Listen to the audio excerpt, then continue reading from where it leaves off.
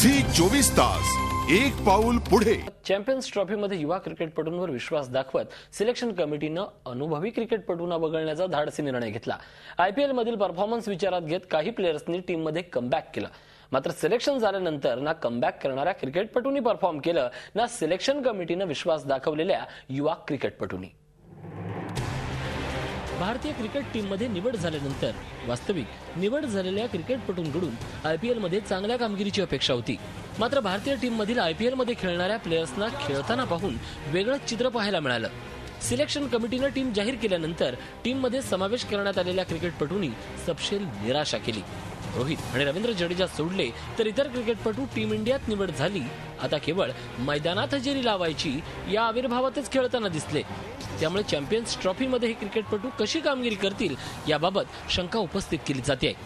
Champions ट्रॉफीमध्ये निवड झालेल्या भारतीय टीममध्ये सर्वाधिक प्लेयर आहेत ते चेन्नई सुपर किंग्सचे, मात्र टीम निवड होण्यापूर्वी अनबिटेबल वाटणाऱ्या चेन्नईच्या टीममधील या क्रिकेटपटूंनी सिलेक्शन झाल्यानंतर सीझनमधील सर्वात खराब कामगिरी केली। टीम इंडियामध्ये चेन्नईचे जवळपास 5 क्रिकेटपटू आहेत, मात्र यातील 4 क्रिकेटपटू टीममध्ये सिलेक्शन झालेल्या मॅचमध्ये लौकिकाला साजेशी कामगिरी करू शकले नाहीत। मिडल ऑर्डरचा सुरेश रैना सुपर फ्लॉप ठरला, मुंबई विरुद्ध त्याला भोपळाही फोडता आला नाही, तर मुरली विजय केवळ 2 रन्स काढून पॅव्हेलियनमध्ये परतला। कॅप्टन धोनीनेही निराशा केली, त्याने 10 रन्स केले। त्यानं मुंबई विरुद्ध प्रभावी कामगिरी करणाऱ्या ड्वेन ब्राव्हो आणि आर अश्विनकडे मोक्याच्या क्षणी बॉलच चुकवला नाही आणि याचा मोठा फटका त्याच्या टीमला बसला। केवळ चेन्नईचेच क्रिकेटपटू नाही तर दिल्ली, मुंबई आणि हैदराबादकडून खेळणाऱ्या टीम इंडियातील प्लेयर्सची कामगिरीही चांगलीच ढासळली आहे। टीम इंडियामध्ये निवड झाली त्यामुळे आता मैदानात घाम गाळण्याची गरज काय, असाच काहीचा अंदाज या क्रिकेटपटूंचा मैदानावर पाहायला मिळाला।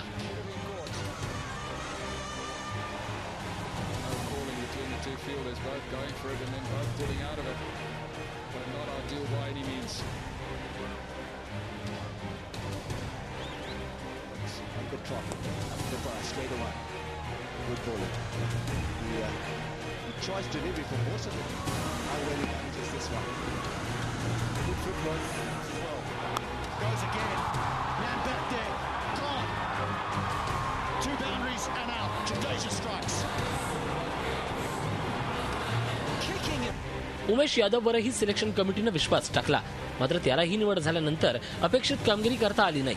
सिलेक्शन झाल्यानंतर हैदराबाद विरुद्ध खेळलेल्या मॅचमध्ये त्यानं 2.5 ओव्हर्समध्ये 9.52च्या इकॉनॉमीनं 27 रन्स तर त्याने दिलेच, शिवाय त्याला एकही विकेट घेता आली नाही। इरफान पठाणनं बऱ्याच कालावधीनंतर टीम इंडियात कमबॅक केलं, मात्र त्याला सिलेक्शन नंतर लौकिकाला साजेशी कामगिरी करता आली नाही। सनरायझर्स हैदराबाद विरुद्ध त्याला केवळ 13 रन्स करता आले, तर बॉलिंगमध्ये तो सपशेल अपयशी ठरला, त्याला एकही विकेट घेता आली नाही। तर निवड होण्यापूर्वी आपल्या बॉलिंगचा जलवा दाखवणारा ईशांत निवड झाल्यानंतर कसा बसा एकच विकेट घेऊ शकला। शिखर धवनही सिलेक्शन झाल्यानंतर ढेपाळला, दिल्ली विरुद्ध तो केवळ 22 रन्स काढून आउट झाला, तर मुंबईकडून निवड होण्यापूर्वी धडाकेबाज कामगिरी करणारा दिनेश कार्तिक चेन्नई विरुद्ध केवळ 23 रन्स करू शकला आहे। केवळ मुंबईचा कॅप्टन रोहित शर्मा आणि चेन्नईच्या रवींद्र जडेजानं निवड झाल्यानंतरही आपल्या कामगिरीत सातत्य राखलंय।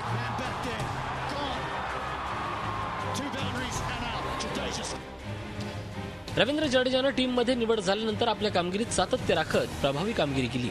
त्यानं 3 विकेट्स घेत पुन्हा एकदा आपला फॉर्म सिद्ध करून दाखवला, तर बॅटिंगमध्येही त्यानं समाधानकारक कामगिरी करत आपला जलवा दाखवलाय।